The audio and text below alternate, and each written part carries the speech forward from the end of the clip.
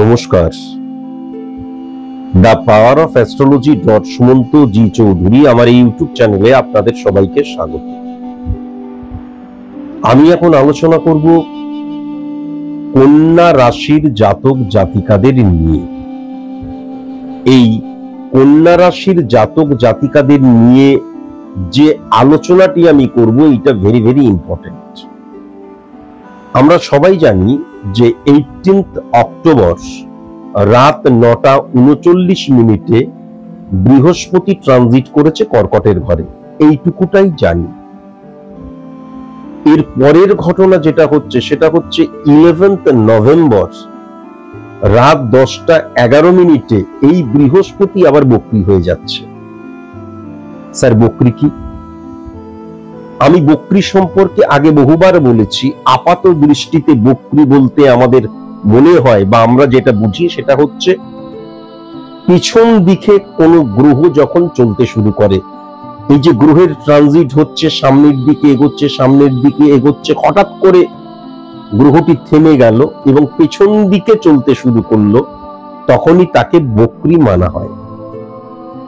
এই বৃহস্পতি 11 নভেম্বর রাত 10:11 বক্রী হয়ে যাচ্ছে। ইম্পর্টেন্ট ফ্যাক্টর যেটা হচ্ছে আমাদের যে প্ল্যানেটারি অবস্থান, সেখানে আমরা রাহুকে এবং কেতুকে কিন্তু ছায়া প্ল্যানেট, ক্যালকুলেটিভ প্ল্যানেট হিসাবে দেখি। খুব ভাইটাল, যে কোনো প্রেডিকশনের ক্ষেত্রে ক্যালকুলেটিভ প্ল্যানেট এই দুটি প্ল্যানেটকে বলা হয়। কিন্তু এদের গতি সবসময়ের জন্য পিছন দিকে, সামনের দিকে নয়। সুতরাং যখনই বৃহস্পতি পেছন দিকে চলতে শুরু করলো, বৃহস্পতির ট্রানজিট শনিকে উচ্চস্থ করে দিয়েছিল, কিন্তু বৃহস্পতির বক্রী হয়ে যাওয়ায় বৃহস্পতি এবং রাহুর কম্বিনেশন, বৃহস্পতি এবং কেতুর একত্রীকরণ গুরুচণ্ডাল দোষ সৃষ্টি করছে। 9-6 কানেকশন। এখন এই যে গুরুচণ্ডাল দোষ মানে কি নেগেটিভ? তা কিন্তু নয়। বা এই যে বৃহস্পতি যখন ট্রানজিট করলো, যে যে গ্রহের প্রতি তার যে প্রভাব, যেটা নিয়ে আমি বিস্তারিত আলোচনা করেছি, এই প্রভাবগুলো কি আবার আগের মতন হয়ে যাবে? তা নয়। কিন্তু যখনই এই তিনটে প্ল্যানেট পেছন দিকে চলতে শুরু করলো নিজস্ব গতিতে, তখন তাদের কম্বিনেশনটা কি হলো? আমাদের জীবনের পথে প্রতিবন্ধকতা সৃষ্টি করলো। কেন করবে? মানে এখনো করেনি, কিন্তু 11 নভেম্বর রাত 10:11 পর থেকে করবে। কেন করবে? Very very important. কেন করবে? তার কারণ এই যে অ্যাস্ট্রোলজিক্যাল প্ল্যানেট রিপ্রেজেন্ট করে আমাদের হরমোনকে। তাহলে যখনই এই প্ল্যানেটের অবস্থান আনন্যাচারাল হয়ে যাবে, বা যখনই রাহুর সাথে বৃহস্পতির একত্রীকরণ, কেতুর সাথে বৃহস্পতির একত্রীকরণ হচ্ছে, তখন আমাদের ভেতরে, আমাদের শরীরের মধ্যেই কিন্তু হরমোনাল ফাংশন ডিস্টারবেন্স ক্রিয়েট করবে, বাইরে নয়। তার ফলে কি হবে? আমাদের যে 11টি ভাব, 12টি ভাব, 12 নম্বরকে আমরা ব্যয়ের স্থান হিসাবে দেখি, তাহলে 11টি যে ভাব, সেই ভাবের মধ্যে যে সমান্তরাল ব্যাপারটা বা সামঞ্জস্যের ব্যাপারটা, সেটা কিন্তু লঙ্ঘিত হয়ে যাবে, খণ্ডিত হয়ে যাবে। খুব ইম্পর্টেন্ট কিন্তু এই ব্যাপারটা মানে বুঝতে হবে। তাহলে এখন যেটা এই যে বৃহস্পতি এবং রাহুর একত্রীকরণ, এটা সার্বিক মতে আলোচনা, যদিও বৃহস্পতি এবং রাহুর একত্রীকরণ, বৃহস্পতি এবং কেতুর একত্রীকরণ, এইটা কন্যা রাশির জাতক জাতিকাদের জীবনে কি প্রভাব বিস্তার করবে। প্রথমেই যেটা লক্ষ্য করা যাচ্ছে যে 1 নাম্বার ঘরে কিন্তু যদি খুব ভালো মতন দেখা যায়, তাহলে দারিদ্র যোগ সৃষ্টি হয়ে রয়েছে। যদি আমি স্পট ইমপ্লিমেন্টেশন ছকটা দেখি, কিন্তু এই দারিদ্র যোগ কখনো কোনো মতে কোনো নেগেটিভ রিফ্লেকশন আনবে না। কেন না? বৃহস্পতি যখন কর্কটের ঘরে এসছে, তখন শনিকে কিন্তু সে উচ্চস্থ করে দিয়েছে। বৃহস্পতি কর্কটের ঘরে আসাতে শনি উচ্চস্থ হয়ে গেল। কেন? শনির যে দৃষ্টি 3 নম্বর ঘরে, শনি যেখানে বসে আছে সেখান থেকে 3 নাম্বার ঘরে 7 নাম্বার ঘরে, 10 নাম্বার ঘরে, 3 নাম্বার ঘরটা মিনের ঘর হচ্ছে। আমি বারবার কি বলেছি, পজিটিভ শনি হিট যখনই যে ঘরকে করবে, যে প্ল্যানেটকে করবে, সেই উচ্চস্থ হয়ে যাবে। তাহলে কিন্তু বৃহস্পতি উচ্চস্থ হয়ে গেল, বৃহস্পতির দ্বারাই শনি এবং বৃহস্পতির কম্বিনেশন পজিটিভ হয়ে গেল। এবার শনি দৃষ্টি দিল উচ্চস্থ শুক্রকে, শুক্র এবং রবির একত্রীকরণ ছিল, সেম জিনিস। আমি যদি নর্মালি স্পট ইমপ্লিমেন্টেশন ছকটা দেখি, আর আমি যদি কন্যা রাশির ক্ষেত্রে স্পট ইমপ্লিমেন্টেশন ছকটা দেখি, সেম জিনিস। শুক্র এবং রবির একত্রীকরণে শুক্রের নেগেটিভিটি যখনই অফ হয়ে গেল, তখন কি হয়ে গেল, শুক্র বলহীন হয়ে গেল, সুতরাং দারিদ্র যোগ সৃষ্টি হলো না, রবিও পাওয়ারফুল হয়ে গেল।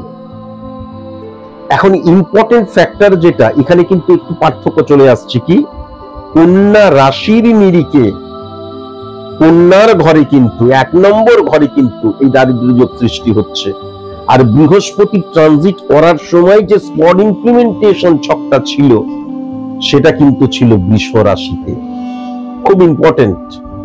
তাহলে এক্ষেত্রে কিন্তু শুক্রের যে অবস্থান, শুক্র কিন্তু বৃষর ঘরে সব মানে পাওয়ারফুল মানা হয়। আবার আমি যদি কন্যার ঘরে দেখি, শুক্র সবচেয়ে পাওয়ারফুল মানা হয় মিনের ঘরে, কিন্তু নিজের ঘরেও শুক্র পাওয়ারফুল ছিল। কিন্তু যদি আমি কন্যা রাশি সাপেক্ষে দেখি, তাহলে শুক্রের নেগেটিভিটি অফ হয়ে গেল, কিন্তু শুক্র পাওয়ারফুল নয়। তার কারণ শুক্র কোনোদিনই কন্যার ঘরে পাওয়ারফুল মানা হয় না। এবং রবির সাথে সে যখন সম্পর্ক স্থাপন করলো, তখন রবি উচ্চস্থ হয়ে গেল। রবি যখন উচ্চস্থ হয়ে গেল, ভেরি ভেরি ইম্পর্টেন্ট কোনটা হয়ে গেল, কন্যা রাশির জাতক জাতিকাদের ক্ষেত্রে আমিত্বের প্রকাশ, আইডেন্টিটি ক্রাইসিস সৃষ্টি হয়ে গেল। আমি যেটা করছি সেটা ঠিক করছি, আমার মতন করে সবাইকে সবকিছু করতে হবে, আমি যেটা ভালো বুঝছি সবাইকে সেটাই ভালো বুঝতে হবে, আমি যেটা খেতে পছন্দ করছি সবাইকে সেটাই খেতে হবে। এই জায়গাটা কিন্তু চলে এলো। এবার ইম্পর্টেন্ট ফ্যাক্টর কি হয়ে গেল, ঠিক সিংহের ঘরে কিন্তু কেতু বসে আছে, রবি তো উচ্চস্থ হয়ে গেল এই ক্ষেত্রে যখনই শুক্র নেগেটিভ হয়ে গেল। তাহলে স্যাটিসফ্যাকশনের জায়গাটা তো আসছে, কেননা কেতুকে বলা হয় ছায়া প্ল্যানেট, ক্যালকুলেটিভ প্ল্যানেট, তার নিজস্ব কোনো পাওয়ার নেই যদি পাওয়ারফুল কোনো গ্রহের আন্ডারে বসে থাকে। তাহলে তো এক্ষেত্রে বুধাদিত্য যোগ সৃষ্টি হয়ে গেল, বুধের ঘর, কন্যার ঘর মানে বুধের ঘর। কিন্তু যখন নিচস্থ শুক্রের সাথে রবি বসে রইল, তখন অ্যাডজাস্ট করার ক্ষমতাটা আমি হারিয়ে ফেলতে পারি। যখন নিচস্থ শুক্রের সাথে রবি বসে রইল, তখন কম্প্রোমাইজ আমি করতে চাইবো না, মনের বিরুদ্ধে গিয়ে আমাকে কম্প্রোমাইজ করতে হবে, মনের বিরুদ্ধে গিয়ে আমাকে স্যাক্রিফাইস করতে হবে, অ্যাডজাস্ট করতে হবে। এবং ইম্পর্টেন্ট ফ্যাক্টর যেটা মানে সবচাইতে বেশি যেটা লক্ষ্য করা যাচ্ছে, যে এই শুক্রের ঘরে কিন্তু মঙ্গল বসে রয়েছে। তাহলে ব্যক্তিগত জীবনে, পার্সোনাল লাইফে ঝামেলার সৃষ্টি করবে কিভাবে, আমি যেটা বলছি সেটাই করতে হবে, আমি যেটা খাবো সেটাই, মনোমালিন্যতার জায়গা চলে আসছে, আইডেন্টিটি ক্রাইসিস মারাত্মক ভাবে কিন্তু চাগার দিয়ে উঠবে, সন্দেহ প্রবণতা চাগার দিয়ে উঠবে, এবং আমি আমার ব্যক্তিগত জীবনে হ্যাপি হতে পারবো না, স্যাটিসফ্যাকশনের জায়গাটা নেগেটিভ হয়ে যাবে। এবং কি শুক্র এবং মঙ্গলের অবস্থান কেবল ফাটকা রিলেটেড জায়গা তা নয়, বারবার ধরে বলেছি, চলছি, যদি শুক্র আর মঙ্গল নেগেটিভ হয়ে যায় তাহলে সাডেনলি ব্লকড। কিন্তু এই ক্ষেত্রে মঙ্গল একদম নিচস্থ হয়ে যায়নি, কিন্তু শুক্র নিচস্থ আছে। তাহলে কি হচ্ছে, পুরোই যে ব্লকড হয়ে গেলাম, পুরো একদম অন্ধকার হয়ে গেলাম তা নয়, কিন্তু যেভাবে আমি আমার পার্সোনাল লাইফ, প্রফেশনাল লাইফ যেভাবে পরিচালিত করছি, সাডেনলি হঠাৎ করে যখনই আমার অ্যাডজাস্ট করার ক্ষমতা থাকবে না, স্যাক্রিফাইস করার ক্ষমতা থাকবে না, কম্প্রোমাইজ করার ক্ষমতা থাকবে না, সবসময় আইডেন্টিটি ক্রাইসিস থাকবে, আমিত্বের জাহির থাকবে, তখনই কি হবে, আমার যে কোনো জায়গায়, সেটা পার্সোনাল লাইফ, প্রফেশনাল লাইফ, যে কোনো জায়গায়, তখন কিন্তু অবস্ট্রাক্ট ক্রিয়েট হবে এবং শত্রুতা বৃদ্ধি হবে, এবং তোমার অপোজিটে সবাই চলে যেতে শুরু করবে, দুনিয়াটা ছোট হতে শুরু করবে। এইগুলো বলছি কেন, এই নেগেটিভিটি গুলো যদিও সার্বিক মতে আলোচনা করছি, তবু এই নেগেটিভিটি গুলোকে শুধু শোনা নয়, নেগেটিভিটি গুলো শুনলাম, ফাইন্ড আউট করলাম, সেটাকে শর্ট আউট করা প্রয়োজন, যেভাবেই হোক, বাই হুক বাই ক্রুক। তাই জন্য পার্সোনাল প্রেডিকশন করা অবশ্যই প্রয়োজন। যদি তোমরা আমার কাছে পার্সোনাল প্রেডিকশন করতে চাও, আমার চেম্বারে বা অনলাইনে প্রেডিকশন করতে চাও, তাহলে অবশ্যই কিন্তু আমার এই যে প্রেডিকশনটির পরে ডিটেলিং করে দেওয়া আছে, কোথায় আমাকে পাওয়া যাবে, আমার ফিস কত, আমার নিয়ম কি, এভরিথিং সেগুলো দেখে নেবে যদি তোমাদের সম্ভব হয়। তার কারণ আমি ভীষণ কস্টলি, আমি বহুবার বলেছি, লাস্ট 7.5 বছর ধরে আমি বলে আসছি, অবশ্যই কিন্তু নেগেটিভিটিকে ফাইন্ড আউট করে সেটাকে শর্ট আউট করা প্রয়োজন। ইম্পর্টেন্ট ফ্যাক্টর কি হয়ে গেল, 1 2 3 4 5 6 7, 7 নাম্বার ঘরটা কিন্তু সেখানে কিন্তু বৃহস্পতির ঘর, সেখানে কিন্তু শনি বসে আছে। এবার সেই শনি কিন্তু কি করছে, শুক্রকে এবং সূর্যকে হিট করছে। তাহলে সূর্য কিন্তু নেগেটিভ হয়ে রয়েছে তা নয়, আবার যদি খুব মানে মানে খুব পজিটিভ ভাবেই দেখা যায়, তাহলে সেকেন্ড হাউসে যে মঙ্গল এবং শুক্র রয়েছে সেটা নেগেটিভ হচ্ছে না। কেন? শুক্রের যে জায়গাটায় শনি কিন্তু হিট করছে এবং শনি তো পজিটিভ হয়ে রয়েছে, সুতরাং এই ক্ষেত্রে কিন্তু কোনো মতেই এই যে শুক্র এবং শনি বা শনি এবং রবির মধ্যে কোনো নেগেটিভ ইনফ্লুয়েন্স ক্রিয়েট হচ্ছে না। তার ফলে অর্থনৈতিক জায়গাটা কিন্তু পরিপুষ্ট হবে, কিন্তু সেটাকে আমি হ্যান্ডেল করতে পারবো না, সঞ্চয় হতে চাইবি না, মিসইউজ করে ফেলতে পারি। তার কারণ যেটা, শনির ঘরেই, কুম্ভের ঘরেই রাহু বসে রয়েছে, সেক্ষেত্রে কিন্তু রাহু এবং শনির স্থাপিত সৃষ্টি হলো না। শনি তো পজিটিভ, কিন্তু রাহু মানে ইলিউশন, আবেগ, ইমোশনের জায়গা। 1 2 3 4 5 6 বিশেষ করে কিন্তু সার্ভিস হোল্ডারদের ভীষণ সাবধানতা অবলম্বন করা প্রয়োজন। এবং যারা তোমরা ব্যবসা করছো তাদেরকে আমি বলবো, মাস্ট এটা মাথায় অবশ্যই রাখবে যে আমি কখনো ইল্লিগেল কোনো অ্যাক্টিভিটিস যেন না করি, আমি কখনো কোনো ফাটকা রিলেটেড জায়গায় চলে যেন না যাই, আমার অগোচরে গোচরে যেভাবেই হোক, আমার মধ্যে কখনো যেন ইলিউশন, আবেগ, ইমোশন দ্বারা ওভার কনফিডেন্ট যেন না হয়ে যায়, এবং আমার কমিউনিকেশনের জায়গাটা যেন ঠিক থাকে। কেননা মঙ্গল কিন্তু, সেই মঙ্গল শুক্রের সাথে বসে আছে, আমার কমিউনিকেশনের জায়গা যেন ঠিক থাকে। এখন ইম্পর্টেন্ট ফ্যাক্টর কি হয়ে যাচ্ছে, 10 নাম্বার ঘরে ফিজিক্যালি যে বৃহস্পতি এবং বুধের অবস্থান, তাহলে 10 নাম্বার ঘরটা মানে কি, 10 নাম্বার ঘর মানে 1 6 10 কানেকশন সার্ভিস ক্ষেত্র, 1 7 10 কানেকশন বিজনেস ক্ষেত্র, 1 5 10 কানেকশন উচ্চশিক্ষার ক্ষেত্র, 1 4 10 কানেকশন আমার ব্যক্তিগত জীবনের ক্ষেত্র। 10 নাম্বার ঘরটা হচ্ছে জংশনের ঘর। 10 নাম্বার ঘরটাকে সব অ্যাস্ট্রোলজাররা বলে দেখবে কর্মক্ষেত্র, না, ক্ষেত্রের জায়গা। আমার কর্মক্ষেত্র থেকে শুরু করে, আমার সফলতার ক্ষেত্র থেকে শুরু করে, পার্সোনাল লাইফের ক্ষেত্র থেকে শুরু করে প্রত্যেকটি ক্ষেত্রে পজিটিভিটি যদি দেখতে হয়, তাহলে 10 নাম্বার ঘরটি ভেরি ভেরি ইম্পর্টেন্ট। সেখানে বুধ এবং বৃহস্পতির একত্রীকরণের ফলে কি হয়ে যাচ্ছে, আপাত দোষে দুষ্ট হয়ে যাচ্ছি। তার মানে কি, অন্তর্দ্বন্দ্বের সৃষ্টি হচ্ছে। আমি যে কাজটা করছি, এই কাজটা করলাম, ঠিক করলাম তো? ওই বন্ধুটাকে আমি যে এই কথাগুলো বললাম, ঠিক বললাম তো? এই সিদ্ধান্ত গ্রহণ করলাম, ঠিক করলাম তো? অপশনাল হয়ে যাচ্ছে, আমি একদম কনফিডেন্ট নই এটাই আমি ঠিক করলাম, এই কাজটা করছি, এটা ঠিক করছি, স্ট্র্যাটেজি মুভ করতে শুরু করব। এবং সবচেয়ে ইম্পর্টেন্ট ফ্যাক্টর যেটা, সেটা হচ্ছে আমার যে ভেতরের জ্ঞান, তার প্রতি আমার 100% বিশ্বাস থাকবে না। তার ফলে আমার যুক্তি, বুদ্ধি, ব্রেন ওয়ার্ক, বুধ এবং আমার যে বৃহস্পতির অবস্থান, ভেতরের যে জ্ঞান, তার মধ্যে অন্তর্দ্বন্দ্বের সৃষ্টি হবে। আমি আগেও বলেছি যে এই যে আমাদের দীপাবলি গেল, এই যে লক্ষ্মী পূজা হয়, লক্ষ্মী পূজার পাশে, লক্ষ্মী ঠাকুরের পাশে গণেশ ঠাকুরকে রাখা হলো কেন?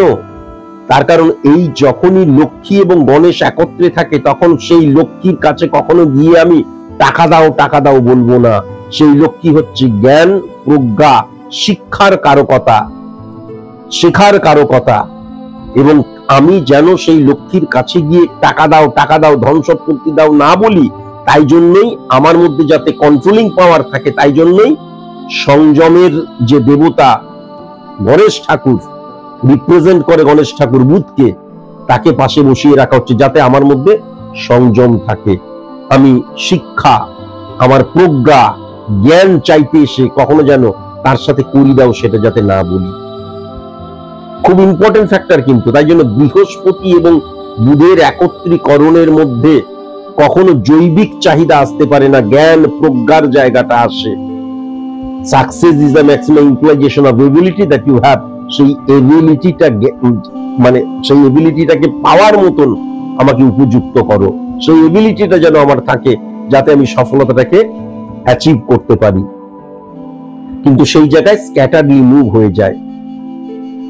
আবার যদি খুব ভালো মতন দেখা যায় তাহলে কিন্তু 11th হাউসে চন্দ্রের ঘরে চন্দ্র ভেরি নাইস। চন্দ্রের ঘরে চন্দ্র 11th হাউসে বসে থাকলে একটা জিনিস হয়, আমি যেটা করছি, অনেকে বলে না যে চুরিবিদ্যা মহাবিদ্যা যদি না পড়ো ধরা, একটা কথা আছে। আবার অনেকে বলে ক্রাইম ডাজ নট পে।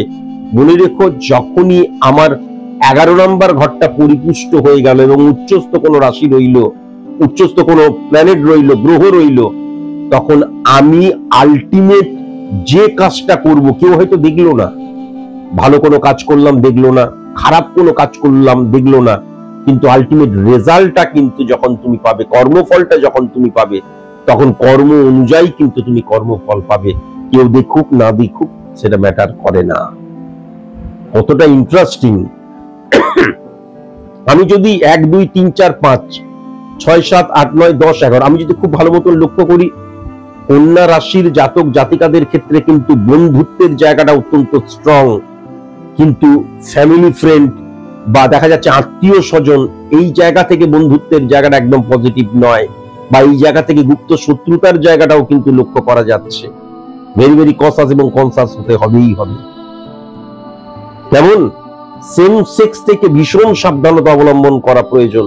আবার যদি 1 2 3 4 5 6 আবার যদি 6 নম্বর ঘরটা দেখি, তাহলে হঠাৎ করে কিন্তু রোগ চাগার দিয়ে ওঠার জায়গা লক্ষ্য করা যাচ্ছে।